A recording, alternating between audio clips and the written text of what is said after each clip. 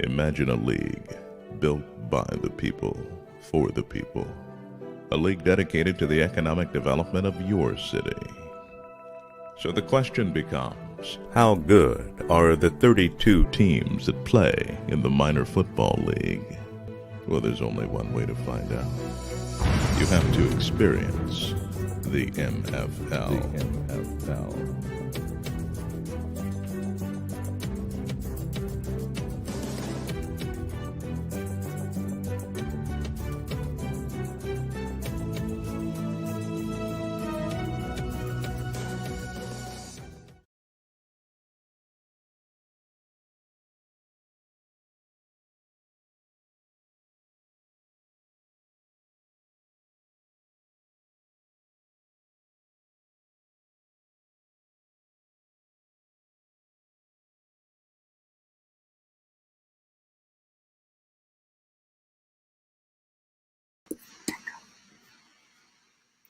Welcome to another edition of Inside the MFL. I'm your host, Dr. Richard D. Myles Sr., Chairman, CEO, and founder of the Minor Football League.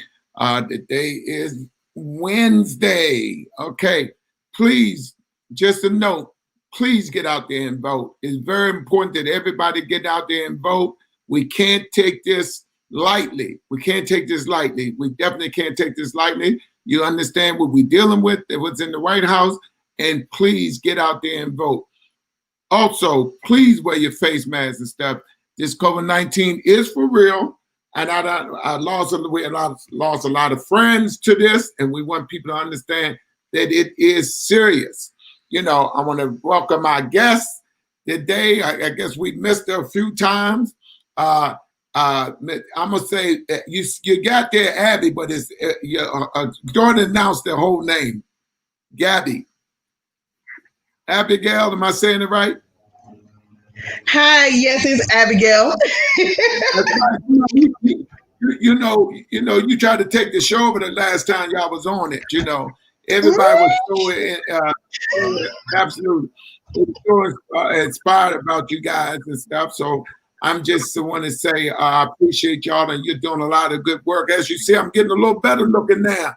You know, my face was rolled up the last time. You look like you're feeling better. You're sounding better. Oh, yeah. Oh, you know, I can get loud now. I also had my co-host here, Mr. Robert Gatewood from the Money Market Pulpit. How you doing, sir? I can't hear you. You're on mute. You're on mute, Robert. Robert, a professor at this thing. And we also have our GM here, Mr. Chuck Barlow Jr. for down in Atlanta, Georgia, the Warriors. How you doing, sir? Doing well. How you all doing today? All right, we're waiting for the GM for down in South Carolina, the Outlaws GM, and we're also waiting for Mr. Barlow, your guest, be coming on shortly, right? Yes, indeed. Okay, Robert. You know, Mr. Robert Gatewood is our financial guru. But let's get into this show. First of all, let's do a wellness check. How y'all doing? How you feeling? Is everything going on? Everything is all right with your family members? Yes, sir. Things are well. Abby? Things are going good over here. I can't complain. You know what? You just make everything just peppy when you talk. You know, you get it all excited. I don't know, Mr. Barlow, did you have an opportunity to see down with the Florida team? Excuse me. But I want you to know that she's doing some great things down there, and we're excited to have you a part of the MFL. Mr. Gatewood, I don't know, he popped off with, this is the great thing about technology. You know, sometimes comes in. But let's get into the show. Okay, tell us what's going on in Florida, because I know it's spiking down there somewhere. I'm sorry, ask that question again. I know it's spiking down there with COVID-19, and I just want to make sure MFL Nation and people understand, because as you know, we got teams all across the country. But and also, I like you to show up and show out because you're doing some great things. Tell us what you're doing, what else y'all doing down there. So, I'm super excited because the Florida Bears, look, we about to do some things. Look, I got a whole lot in the works now. Look. We've already started planning out everything that we plan to do for next year. And you're right, like it is starting to spike down here, but the most important thing is practice social distancing, keeping masks on, making sure you're washing your hands, and making sure that people have enough hand sanitizer on deck. So, we are all about keeping, that's right. Keeping everybody safe, but also making sure that we're able to go out and be of service to communities that may not have the essential things that they need. So, outside of just being able to provide life skills and helping students, it's about helping families. And we're all about making sure that everybody comes together as a whole. So I'm excited because, we started talking about doing a voter registration rally for high school students because in the state of Florida, at 16, students are able to pre-register. Oh. But a lot of students don't know that. So, we want to do our part and make sure that students are aware. So even though it's after this major election, we still have local elections to worry about. So, and I want to make sure that people understand it's not just about your big national election. Making sure that we have the right people in place locally is just as important as it is nationally. So we want to do our part and make sure that students understand, because when you have students that are aware, it helps make your parents aware. So, we do our part through the kids. Okay. And I want you to know that the MFL is glad to have this alliance with you and with your organization, working with the Florida Bears, and tell MFL Nation the name of your organization as well. We'd like to pick you on there. Steps Foundation Inc. is the name of our organization. We're an organization that provides family engagement, empowerment, youth development, and youth leadership. So we hold a lot of components and a lot of pieces, but we also have some amazing partners that work with us behind the scenes. So, I couldn't be more blessed to have a lot of people along this ride with me and on this journey, because it's not just about what I can do, it's about what we do collectively, because everybody has that same vision of making sure that our communities are empowered and can move forward. Absolutely. And like I said, you're doing an outstanding job.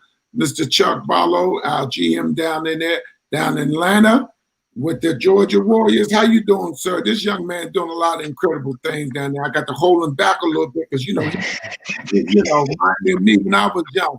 How you doing, sir? Let us know what's going on down there. All is well. All is well. I got that Florida blood. I was born in Florida, but I'm living in Georgia, raised in Georgia. So, we erase the lines, you know what I mean? We all about everything Southeast, right? But all is well. My family's well. I think that's what's most important. We got to make sure that we focus on self-care, right? We can be great only if we're here, right? We don't want people to talk about how great we were once we're gone too soon.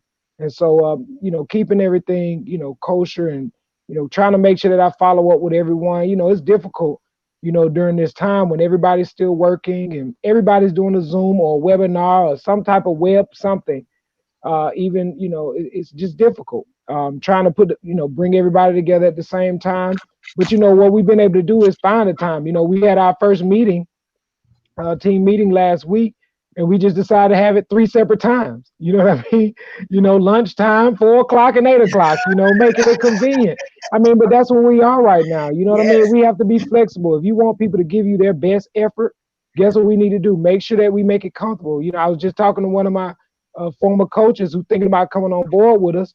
And he was just telling me, his wife said, telling him, no, you got to get out there and do what you love, and I think that's what's most critical to all of this, right? When people are doing what they love, whether it's playing sports or working professionally, because all of us going to have to work professionally one day, right? Yes. Do what you love so that you can have good customer service and people can appreciate what you bring to the table. So, this MFL experience is even awesome because, people like myself get a chance to, share some of my resources, not just for the Georgia Warriors, but for the entire MFL league, even in Africa with our contacts. So I'm just excited, I know that the Florida Bears and the Georgia Warriors are looking forward to meeting very, very soon. And, you know, only thing that's holding us back is Dr. Richard Myles. So, you know what I mean? When he take the reins off, you know, we're going to be ready to rock and roll. But, you know, I appreciate what he's doing and making sure that safety comes first. So we got time to play the game, but really we're talking about the game of life and making sure that we make the right calls and put people in positions to win. So. Absolutely, and that's why the MFL is the laboratory of change. And I just want to go back a little bit what my GM, Mr. Chuck Barlow Jr. said when he said we had our team meeting. He mean his coaches and his staff. He don't mean players, Dan, because you know everybody in the MFL Nation get the wait a minute, they didn't need the team. So we got to make sure, you know, one thing about the MFL, the playing field always level. You know what I mean? Stays level. So we definitely know what everybody else doing in this league, and that's something having people like yourself being a part of this only just validate what I've been doing and what I say about the MFL. Like I say, Gatewood probably having little problems that you know he dropped out, but I'm quite sure he'll be back on. But yes, we're excited about the new teams, a new GM. We just signed a new GM for the Maryland Colts. Young man graduated from Georgetown University Grad School. Went to, you know, he's from the area, from Bowie, Maryland. So these are the types of people that the MFL are given the opportunity to be a part of the laboratory of change, you know. And the mistake often that people make, and there's nothing wrong with old people because I'm old, you know what I mean? I don't have a problem admitting it, but sometimes you can't just go keep getting the same people, old people. When you had these young people, they need an opportunity to show what they can do. You know what I mean? So, you know, we don't want to be out of sight, out of mind. So I heard this young man that came aboard and he's a part of the MFL. So we definitely excited. We have him on the show. They introduced him. We're excited about that. We're also, as you know, we have the new GM out there in Texas, right out there in San Antonio. So, you know, we're moving right along. We're going to have these GMs on. More importantly, we want people to understand that the MFL is the laboratory of change, meaning we are beyond the field for players. We want them to understand the cutting edge is life after football. You can't play this forever. But we want to show these young men how to be business owners, more importantly, business owners. And we want, and as for me, and you know, always at former players, we're trying to bring them from the field to the front office, give them opportunity, GM position, head coach. More importantly, we give them an opportunity to have ownership. And since we do have our money guru back, Mr. Gatewood, I'm a little nervous here, sir. Hey. You know, let me see. Let me get Robert in here. Yes, sir, Mr. Gatewood. So we was talking about the laboratory change, and we want to bring the young people and young men from the field to the front office, and we want them to understand ownership. That's very important. And I know before you had a little difficulty. You know, I realize that's the technology of the day. But this is the man of the hour, you know, my co-host, Mr. Robert Gatewood. And I know you might want to chime right in, Mr. Gatewood, because he never missed nothing. Although his computer was probably down, having a little problem, believe me, he heard everything. Hey, you know what? You have to have a backup plan. That's one thing I've learned in business and life. My laptop died, but my phone is still working. So you have to have a plan. I mean, life is so full of symbolism and lessons. I was hearing you talking about the importance of having your own business and start having your own company, being involved in ownership. I checked again, and the last time I checked, you can't take that job. You can't pass it down to your children and to the next generation. I've researched, I've looked at it, I've analyzed it, and no matter how many times I look at it, you still can't pass that job down. I don't care how much money they're paying you. When you're over, it's over. But on the same side of the coin, if you start a business, you are creating a legacy building enterprise. Legacy. That means if you don't take it to that level, the person that comes after you, whether it's your son, your daughter, your cousin, your nephew, they can take it to that next level. So that's why I encourage people. I don't care how small the business is, how unexciting it may be right now, the potential, you're planting that seed to build legacy for years to come, regardless of the business or how small, how big, or what type of business. You have to start these businesses. And that's why we look at people like the MFL setting that example, leading the way, leading the charge, and then having people like Abby and Chuck online to help drive that point home.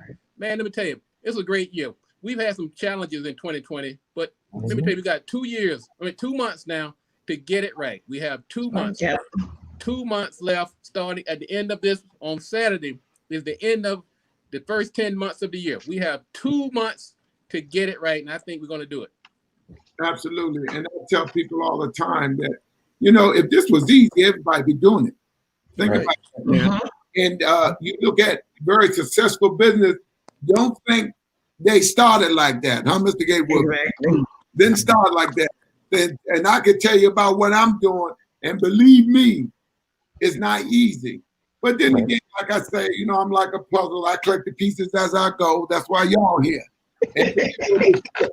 Abby, and what I'm more excited about the fact that we have people such as yourselves, like-minded people, and kind of bring this, the MFL is a lot of movable parts, you know what I mean? And all of them fit perfectly because I tell everybody you can be a jack of all trades, master of none. And I tell people all the time, I know a little bit about everything. I don't know everything. You limit yourself there, right, Mr. Gatewood? When you say, well, I know all of it, but that's all you know. What about something else? So I'm on learning a little bit about everything, and it works for me because even as arrogant as I am, I'm not that type of person that I'm not going to listen. You get some people have tunnel vision; they don't listen. And I see Mr. Gatewood. I know you want to chime in on that when we get to our guest. Well, speaking of tunnel vision, I was doing a speech the other day, and I have to share this every time I can because we're always talking about tunnel vision when it comes to starting a company, when it's talking about competing against folks. And some people have that tunnel vision, and they feel like you shouldn't look to the left or to the right of what's going on because they compare it to a relay race. But in that relay race, you know who you're running against. In life, you have to look around every now and then and see what's up against, see what you're up against. So I never tell anybody to have that tunnel vision because one thing, society is moving too fast. We have technology, we have partnerships, we have things that we don't expect that we can't anticipate, like a pandemic, racial injustice. We have an election coming up. So you have to be aware of your surroundings at all times. So I tell people that, look, it's okay to peek around. Don't focus. Don't be running down the street looking backwards because you do want to look ahead. But we as business owners, as potential business owners, we have to be aware of our surroundings. One, because we have to make decisions based on things that are going on. We have to know what's relevant, what's pertinent, what's contemporary, what's past, what's passé. So I encourage everybody, when you're trying to make these decisions going forward, make sure you take stock of what's going on around you at all times. Absolutely. And I wholeheartedly agree with that. And having people, like-minded people, like we have here, Abby, let me let you expand on that. I'm gonna go back to the whole legacy building part because that's everything. My son looked at me a couple months ago and he said, "Mom, what's our legacy?" Oh. And I said, "You know what, baby? We're building it." Okay. And he said, "Oh, that's right." Now my son is 8 years old. So he said, "Oh, that's right. With Steps Foundation." I said, "That's right, because my goal is to build this foundation up so that you can take it over. And I want you to take it and I want you to continue to help people the best way that you know how." Because he has a giving heart and I don't want to deter him from that, but I also want him to learn to be cautious because there are people who will use you. Absolutely. So, you know, I take every opportunity I can to make it a teaching moment. But I think a lot of people get blindsided by their capability to make their legacy. So just because somebody didn't leave you one doesn't mean you can't make one. Amen. And there's no better time to start than now. But you know what, Abby? You make a good point. My dad was a sharecropper. I know it's hard to believe that. These hands have picked cotton. You hear me? And now he did not leave me a business, but what he left me was something that was even greater. He left me that belief that I could do anything. And so sometimes we can't short the people that don't have a business or money or stocks and bonds to leave behind. But just like right now, whether you start a business or not, you've already given your son a gift that will carry him the rest of his life. He understands the importance of legacy and building that legacy, and so that his generation and next generation will have something to build on.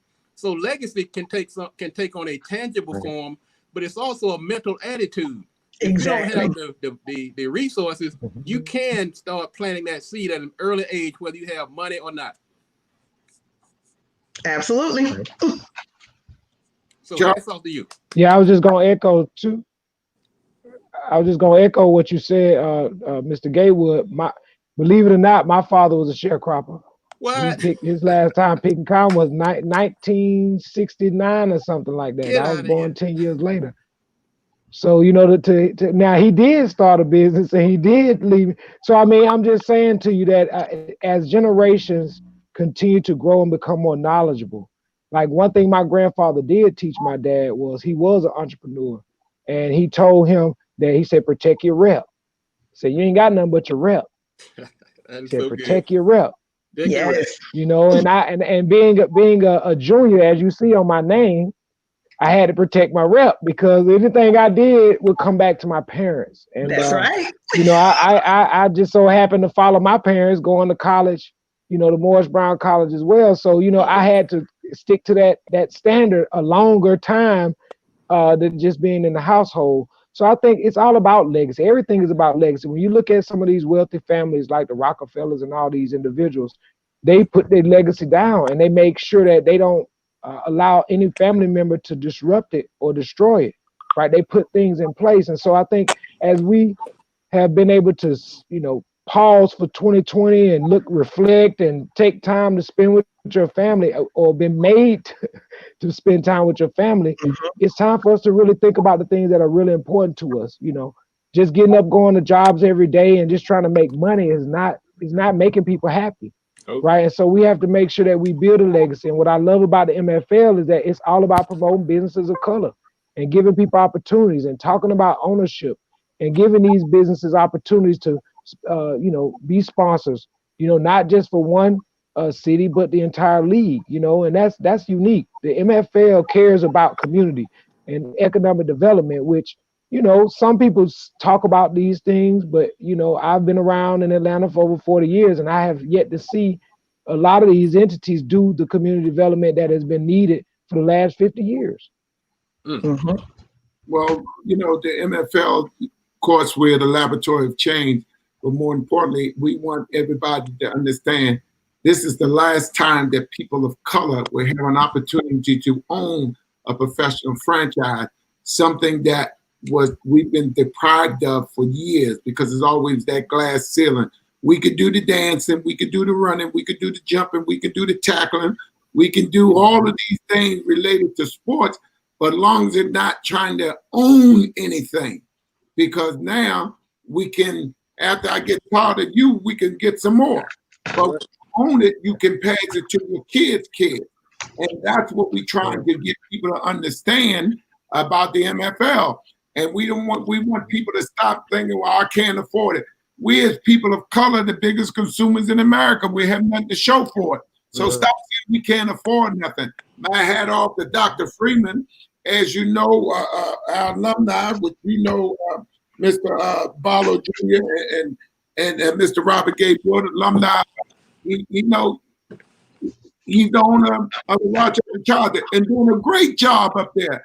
Along with, I mean, you're talking about now we got our GMs in position to understand business You know what I mean? Mr. Gatewood will allude to that in a few minutes, but we got to understand how to handle money, generational money. We got to understand how we pass this on to our kids, and we got to understand that it's more the business than the business. And selling T-shirts, that's not a business. That's a business. So, you know, we want to make sure these guys understand what it is, and Mr. Gatewood expand on that, what an LLC is, or sole proprietor.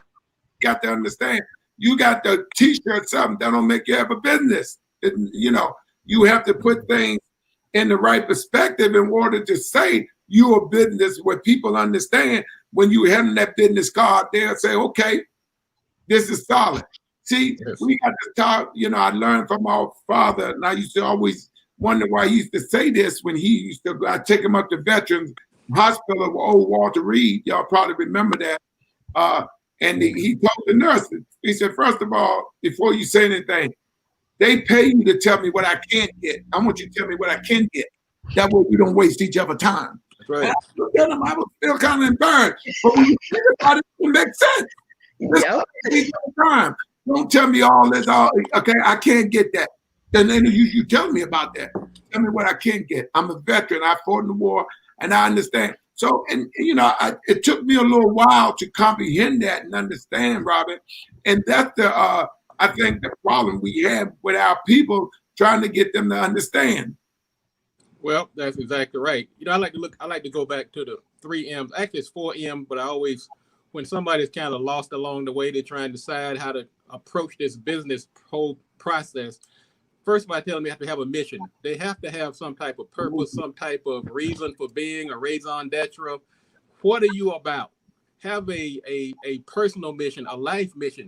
And then you're more likely to tap into a business that's going to be successful because you're doing it for something other than just to make a quick buck. Then have to understand who is their market, right. Who's going to jump on this business once you do it. I don't care how altruistic, how great you think your idea is, but if nobody wants it, then you're going to have a problem right out of the gate. So you got to think about who is that market that you're going after.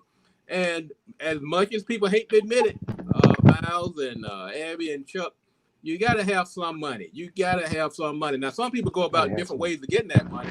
Some people bootstrap it. They keep their job that they have right now and try to, pull a little money to the side for the business. Some go out and get a loan, a small business loan. Some go the venture capitalist route. But you have to be able to fund this dream. I mean, a dream is one thing, but it's going to be like that raisin in the sun and weather and run if you don't put some money behind it. But the last thing I like to talk about is that mindset. This has been the undoing of so many areas of our community. We have been led to believe that we can't do this. So I've spent more time, I'm a business developer by trade, but I also have to put on my psychologist hat. Seems like I wear that more than I wear my business development hat. And trying to get people to shake off this negative, I can't do it because I haven't seen it. I don't know how it's done. So we got to get that mindset right. And that's where we have to keep putting people like the MFL out front. We have to control the mouthpiece. We have to be the leaders of our community. We can't just be successful, Myles and Abby and Chuck. We are charged with a responsibility. Success comes to us, but our responsibility. I mean, I don't say this is just something, it's optional. This is a requirement of us. We have to lead by example and show people how it's done. So when Abby's 8-year-old son looks up and she sees Myles and Chuck and myself and herself, that kid can take that information, that spirit, and spread it among his peers. So we're not just up here making money. We have to be making examples. We have to show that this legacy can be built. So we take those 4 M's, and I have to put that mindset right up there at the top because that's the one that's not tangible, but it has the greatest impact. Absolutely. And we need to stop and understand that slave mentality is still around.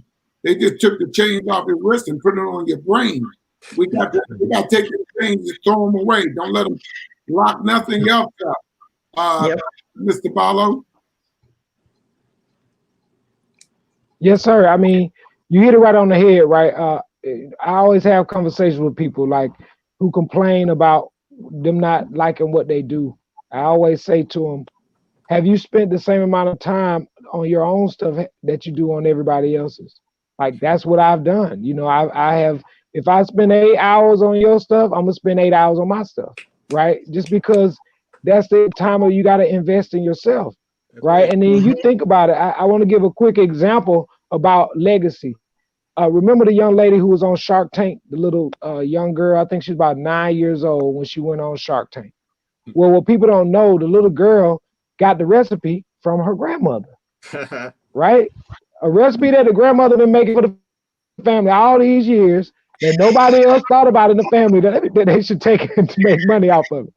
She took the recipe, got funded twice on Shark Tank. What? Twice, millions of dollars for a lemonade recipe that was her grandmother's secret. Now, what does that say to us, right? What if grandmother never shared that with her? Now, here's a little girl who said, I want to go to Shark Tank and do this. And sometimes we as adults have to step back because sometimes, you know, even God says it'll be in the mouth of the babes, right? Just like your son, Abby's son, asked her about legacy. I had to go with the big eyes because I'm like, yeah, a lot of people don't realize our babies are paying very close attention. Oh, yeah. You know, and my work is, you know, I work in the community. You know, I work with these young people, and they are young people.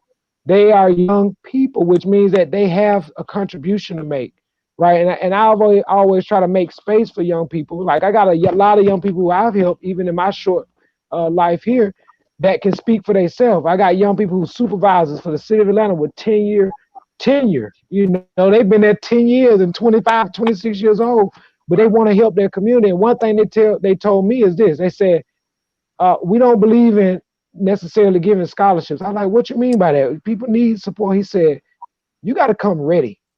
If you don't come ready, it don't matter what somebody tries to help you do. Right. And that's what I love about the MFL. When I met Myles saw that I was ready. He gave me an opportunity. He didn't string me along. And then once he gave me the opportunity, we started finding out we know some like-minded people, you know, in the same conversations, you know, popping up. So I think it's all about, you know, humbling ourselves too. Right. Yeah. You know, yes. I've been offered a GM job. I've been coaching before. I would love to coach. I thought, you know, wow. God said, no, that's not what I asked you to do. He said, you already know people who deserve that opportunity, who've been working hard. Even some of my coaches who coach me, who should be coaching professionally on other levels, right? I had to look deeper inside myself. And so we got to think about other people who have helped us along the way, reach back and give them the opportunity to shine. And that's what I love about the MFL. You know, Myles talked about veterans. You know, my father was a veteran. I got family members that served in every branch in the military. Right. So we know about service, right? But do we know about giving those guys that same opportunity? Like the MFL gives the veterans a chance to play, not just coach, not just own a team. I mean, that's awesome. So, I mean, hats off to the MFL and the board and all the leaders and that young man. What's his name, Miss Abby? I'm glad he had a chance to step in on us. You want to tell him your name? Go ahead. Lamar. Lamar. How you doing, Lamar? Nice to meet you, sir. Hey there, young man. Thank you for joining us today. Okay. But that's what it's about, right? If we saying the right things, people like Lamar will show up on screen and be like, who is that talking? Right? I want to see who are those people because it sounds like they that's what I want to be about. So I think, you know, the MFL provides that, you know, space for growth and for us to teach each other and share the resources. And that's what I love. Yes, we will be competitive on the field, but as you see right now, we're sharing resources. We're promoting positivity. We're promoting family engagement, and community development. We can do what you said before, Mr. Gatewood. We can do this. Like the things that I've learned over the last couple of years is that young people like Lamar, I've done hackathons.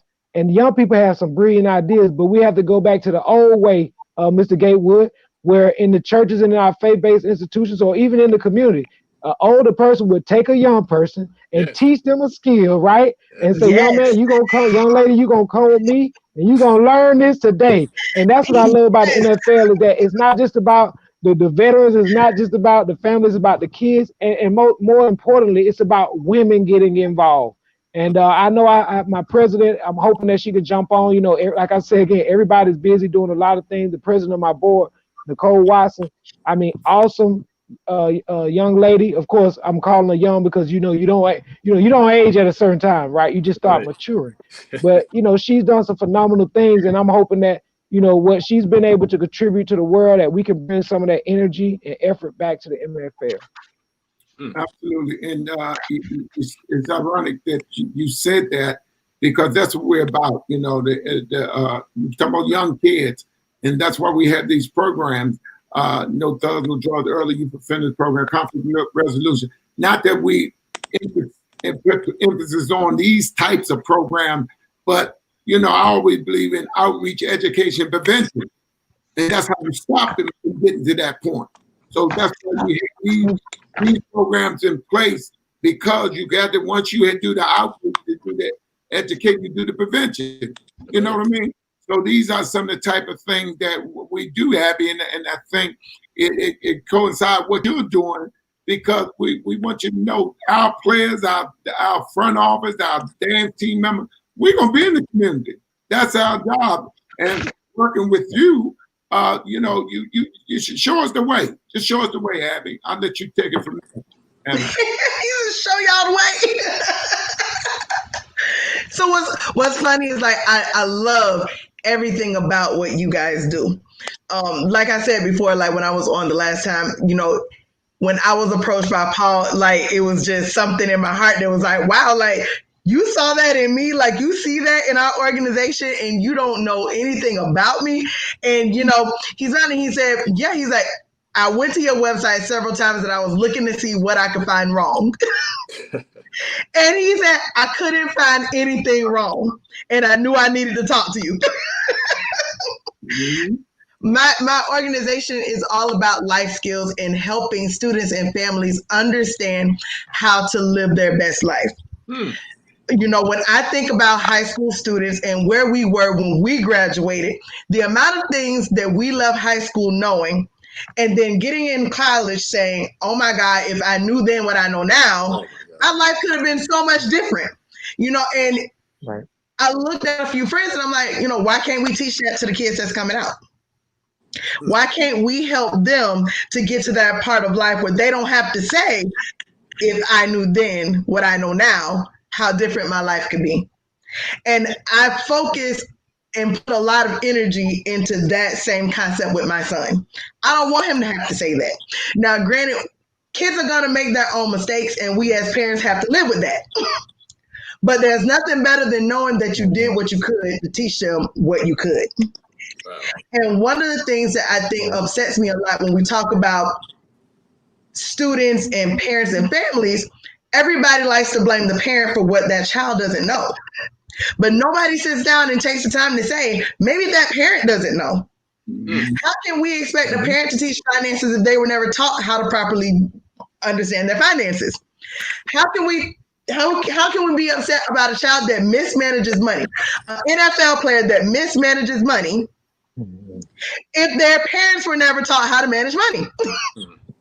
There's only so much that you can expect a parent to teach a child, but why aren't we teaching them that? If we have that knowledge, why aren't we pouring that knowledge back into our communities? If we have these degrees, why are we not sitting down and helping people who can't afford to get that degree understand how to better their life? Preach. If we're going to come up, why can't we reach down and bring the next person up too? So my personal views was that I didn't want to leave nobody behind. Absolutely. So every time I do something with the mindset of bringing the next person along. Who can I bring with me? Where can I find that partnership where I don't have to go and reinvent the wheel? If they're already doing it, why I got to go do it again? It's not about me. I don't need recognition. Instead, let's see how we're going to go ahead and we're going to fix this problem so that our community becomes better. Absolutely. So I'm honored that Paul saw something in me that inspired him to say, I want to bring you on this journey. I'm honored that you guys see something in me to say, hey, can you come on and talk about it? I'm honored just to be a part of it, because at the end of the day, it's a movement. It's a movement to empower our own. It's a movement to push us all to the next level. It's a movement to help our children become better for the grandchildren and the children after. Absolutely. And I tell people all the time that, and I have to go back, Abby, what you said, because it sounds like you got MFL all written all in your soul and you didn't know it.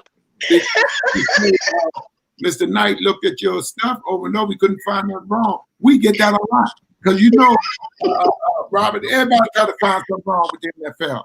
It got to be something wrong. It got to be something wrong. And then I want to also take it back to what you related to with the kids. And when we did our program, just like me, kids, everybody, well, this kid can't read that well and stuff. His parents ain't doing the job. But it's a shame when you want to take it on the parents when the parents can't read. But the parents can't let their son or daughter know they can't read, so they make excuses. Oh, I got to do this, I can do that. It's, we had this closeness with our kids, but as a man, as a parent, it's hard to tell your kid that look up to you and tell them and say, look, I want to help you, you can't read. They won't understand that. You mom and dad. It's no way in the world. Exactly. That. And that's why, building bridges, our program, that's what you have to build, that bridge. We go in and we make it where the parents are not embarrassed at all, because we're doing it together, where they don't really know. Well, pretend you don't really know. Put you on the level of your daughter or your son, and let's show how he would feel in his shoes. So now, kid can't really pick up efficiency that his parents have. You know what I mean? Gentlemen, that's why the parents that we want women at this table, we pulling the key out for you. We have a place for y'all. It's very important that we have women at this table, Mr. Gatewood. Well, I was listening to Abby, and she made a very important point of that we should not have to go back and say, our children should not have to go back and say, if I knew then what I know now. That places that extra responsibility on parents. And I think that when parents kind of think about they're doing this for somebody besides themselves, hopefully that's a bigger motivator to get more parents to go out and get the information, the resources, to start these businesses, because there's more at stake than just their own livelihood or their own bank account. And so I'm a father. My daughter, she'll be graduating from law school in next semester. And I spent a lot of my time as I have fathered her and mentored her and tried to show her the right way. Even though I hadn't heard Abby say it, those words were going through my head that I don't want her to look back and say one day, if Dad had just showed me this back then I wouldn't have made these certain mistakes right now. Of course, I don't know everything, but I've tried to empower her to go out and seek the knowledge where there were voids or vacuums. And no, we're not walking encyclopedias. We don't know everything, but there is something about the ability of a parent, and that's what my dad gave me. My dad, like I said, was a sharecropper, and he did eventually own a business. He had a little grocery store, and but what he did give me, he gave me that he empowered me to go out and seek the knowledge. And to me, that was more than his having to pretend that he knew everything, because I know he didn't, just like I don't know everything. And that's the same what I tried to pass down to my daughter. So look, I know a lot, but I know there's a lot that I don't know. But I want to pass the mantle of empowerment to you, so you can go out there and seek it. I look at the MFL, and you can tell a lot about an organization by the people at the top. And I met Myles, I met his son, his daughter. His daughter's been on my radio show. And I can tell these are children who look up to their father and whose father has empowered them to go out and live their best life. That's the best thing a parent can do for a child. Yes, it is. Absolutely. And I tell people all the time, tell my kids, I'm not perfect. And I don't want you to ever think that I am. And I don't have all the answers. But together we can find a solution to whatever problem we may have, if any at all. You can't go nowhere if you don't know where you're coming from. That's right. My father might have had elementary, might have had junior high education. He went in the Marines and stuff, sergeant. He provided a great life for us. I have two. I have a son and a daughter. My youngest son is a gunnery sergeant in the Marine Corps. Been in there 17 years, 2 grandsons.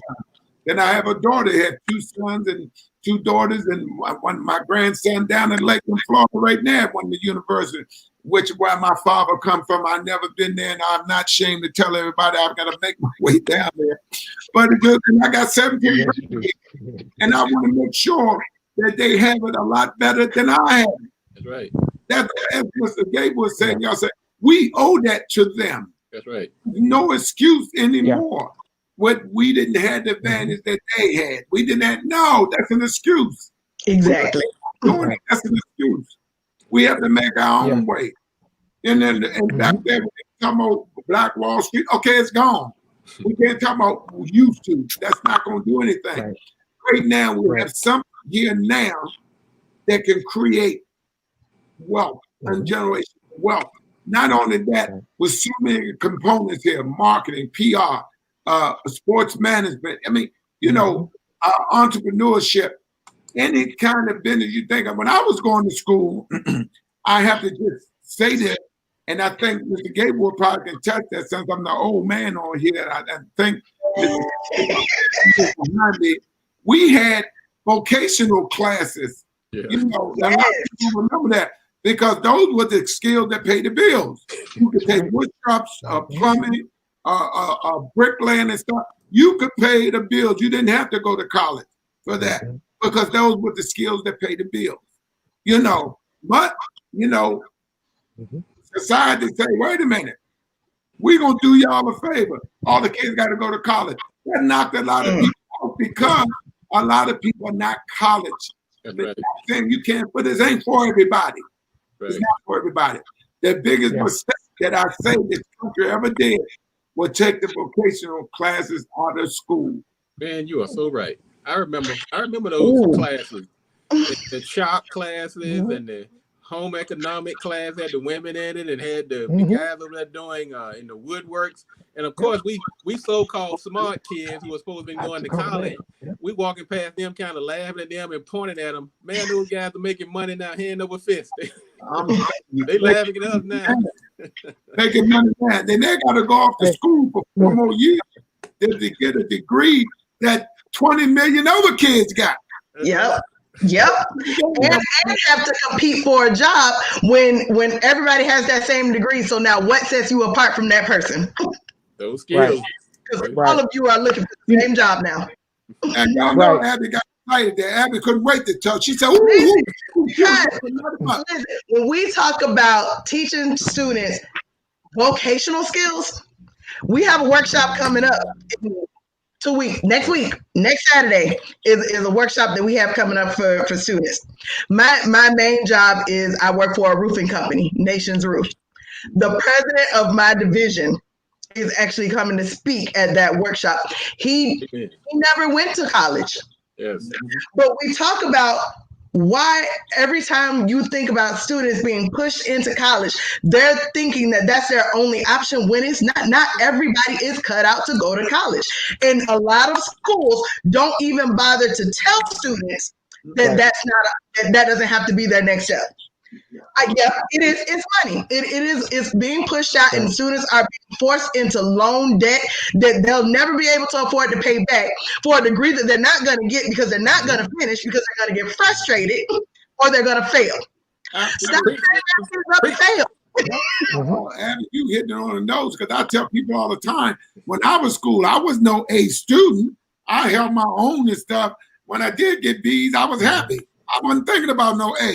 All I wanted to do is stay level. You know what I mean? Right. Because I know my God gift was football. Once I get there, then I'm gonna be all right. But I look at some people that was academically more sound than others, and they used to laugh at other people that wasn't doing so good. And you know what I used to tell the people? They need to be hurt because I said, let me tell you something. They're gonna end up working for you. That's right. You know why? Because now you have to adapt. You have to improvise. You're not going to sell academically. They're not going to find a job. But you're going to come up with a concept, especially some kind of vocational stuff that they're going to have to come to you. You know what I mean? People working in restaurants and stuff with college degrees. You know what I mean? People working jobs with college degrees don't mean nothing. Ain't worth the paper. It's printed on. But half of them aren't even they're not even working in their field. I was just saying, they're not even working in their field. I wasn't thinking about at that. all. Not at all. Let me get what I do, my God gift. Let me, but I was smart enough to know this is not going to last forever. So I have to, time for me to adapt, adjust, improvise. Right. But people call out the most resilient people in the world. We always have been. That's why we're here. In spite of all the things that they tried to do to us, we're still here. Amen. And I know I'm going to let you chime in, Mr. Barlow Jr., because I know you always got some, but our thinking has to change. Only way we can survive, because I'm tired of hearing people say, I got 2 weeks and I retired. You couldn't live off 2 checks. How you going to live off 1? And I look and they get mad at me because I'm not excited for them. You went to try to get another job. You lost that insurance that you had. Now you got to get it. You think that you're going back and drink whatever they call with the little umbrellas in the drink and sit back. No. Sipping on my ties. You better have, as Mr. Gatewood will tell you, I'll get to you, Mr. Barlow, you better have multiple streams of income. Even at our age. You're exactly right. Because I think one of the, like Abby is right on point today. I mean, everybody, all you guys really just making some very, very salient points. But one of those mistakes also we've been led to believe, and we're finding out now the hard way, that you get a job and that job is going to last you until who knows what. They don't give out the gold watch, and a lot of these retirement plans don't exist anymore. They put people in 401ks. Many people haven't contributed because they think they can do this on their own. So we have to, I hate to sound like a broken record, but you got to invest in yourself. I'm telling you, I worked in corporate America most of my life. I made the big salaries. I sat in the boardrooms. But when I left those jobs, in most cases, I left everything there. Only when I started my company now that I feel confident that I would never starve, because long as I can work, long as I have ingenuity and I can surround myself with good people. I have my nephew working for me. I have a young lady used to work for me many years ago. I brought her back to work. So not only am I putting myself to work, I'm helping other people work. And everybody that works for me, I try to teach them the spirit of entrepreneurship. I said, look, one day you may walk out this door, but I want you to walk out of here with your head held high and so you learn something in that job. That's right. And so I've helped many entrepreneurs go out here and start again. So we have to get off this selfishness. And that's why I was listening to Mr. Barlow. I'm feeling like we might be brothers from a different mother, because right on. I was talking about the military service in your family, and the church, and the sharecroppers. Man, you sure you're not a Gatewood? You ain't got some Gatewood in your blood. Hey, look, well, I'm a PKTK, so it's possible. Man, not that too. What's up, brother Barlow? But to everything that everybody said today, right? One of the things that I have realized in traveling and being in other communities and observing, seeing how other communities live, right? I noticed that we don't treat failure the same way as they do. They want their kids to fail. They fail and fail fast. Hurry up and fail. We like, no, don't fail. Don't do it right. But what I understood about failure is you don't know what you don't know until you have failed at what you're trying to do. And so that when you fail, you can now fail fast and find the solutions to problems. So we in our communities have refused to fail, which means that we have fallen even deeper into some of these spaces and places we don't belong, because we weren't willing to take some kind of risk. Like, let them fail. Like, I'm sure young Lamar, right? Young Lamar out here, you can't stop him from learning everything. You give him the foundation, and then you say, go out there, and they say, train up a child away he should go. And when he get old enough, he will remember, right? But we can't put styrofoam around them and, protect them from everything. And that's what I learned is my parents sent me out. You got to send them out at some point, right? You just pray and hope that what you put in them, they will remember. So what we got to do is allow our young people to fail, give them space, but also set boundaries, right? And hold each other accountable. Like, our communities are the way that it is because we've allowed people to not be held accountable for whatever reason. But as I've gotten older, I realize I can't ask everybody else to do something that I know I'm responsible and accountable for. And that's what I love about the MFL. The MFL is about, look, if somebody does something wrong, let's get it right. Get it right. You know what I mean? Like, let's not continue to be impatient with growth. Like, growth is painful. That's what I don't understand. Like, some people don't want to grow, but they don't understand it. Growth is painful, but in the end, no pain, no gain. So don't worry about the pain of it. Be willing to learn the lesson so you can get the blessing. Yes. And I tell people all the time, this game of life, this is not a sprint. It's this is marathon. You can try to sprint through if you want to. We're gonna know where you're gonna be at. That's for sure. I want to thank my guest today. Come on, young ladies, tell everybody how they can reach you or get in contact with your organization, MFL Nation. Abby. Our website is www.stepsfoundation.org. And you can follow us on all social media platforms, Steps Foundation Inc. We're excited. We're ready. Let's change these communities. Absolutely. And as I stated earlier, we're glad for the collaboration. And that's something that we as Black people got to understand, that what all other nationalities do, that we don't. And what's going to almost been the downfall of people of color is their unity. And if Black people don't understand that, it will destroy us as sure as anything else will. Unity. We got to understand that. That's something that should echo in our head forever. What makes them so much powerful than us is their unity. And I hope everybody listen to this, because I mean that. Mr. GM Barlow, I can get in contact with you down there and all over MFL Nation. Well, I just want to say, first of all, thank you for having us on the show today. I enjoyed the conversation and dialogue and the sharing of resources. One last thing, I just want to say, Coach Saul and one of my other coaches, they went to school for entrepreneurship, and they sent their whole family through. So I just want to remind us that, entrepreneurship is a degree field. It's real. Even though some people don't think that entrepreneurship is real, people have paid their whole entire way and made a way for their family. So I want to encourage us, and I appreciate MFL for supporting those type of efforts. And just want to remind us that we need healing and we need reconciliation in our communities. Everybody want to just continue to move forward and move on, but we need that healing and that reconciliation so that we don't have to continue to go back. Again, you can reach me at chuckbarlowjr@gmail.com or Georgia Warriors MFL@gmail.com. And you can follow us at facebook.com/Georgia Warriors MFL. We look forward to, meeting on the field, but more importantly, meeting in the back office and making things better for our community. So thank you all so much. All Mr. right. Gatewood.